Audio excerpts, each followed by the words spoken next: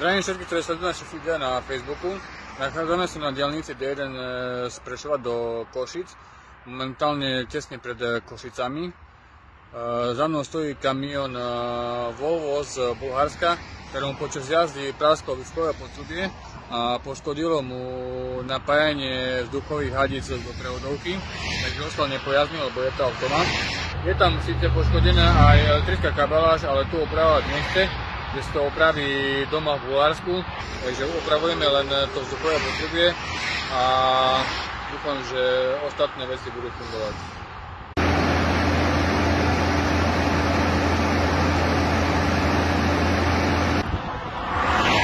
Tu vidíme poškodenú vzduchovú hadicu, ktorá vplyvom vysokých teplôt vzduchového potrubia poškodila natlakovanú hadicu.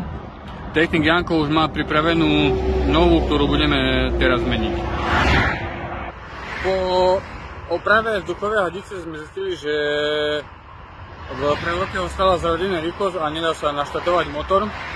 Aby sme mohli túto rýchlosť vyhodiť, potrebujeme mať dostatočný tlak vzduchu v vzduchovej sústave. Ten je momentálne na nejakých 5 baroch a to nám neumožní vyhodiť rýchlosť prevodovky. Našli sme si náhodou pri jednej oprave takýto zlepšovák, že dvihneme na zadnej naprave, na hnacej naprave dvihneme koleso. Brzdový válec odblokujeme ručnú brzdu a oblbneme riadiacu jednotku prevodovky tak, že tam vlastne je jedna úprav a naštartujeme motor cez rýchlosť v prevodovke. Trošku sa motor potrápi, alebo respektíve trošku sa štarter potrápi, ale dokážeme takto naštartovať motor. Po naštartovaní motora sa začne odľahčené koleso točiť so zaradenou rýchlosťou v prevodovke, ale tým, že nám motor beží, tak nám dotlačí vzduch do prevodovky, do celej sústavy v aute a dokážeme takto vyhodiť rýchlosť.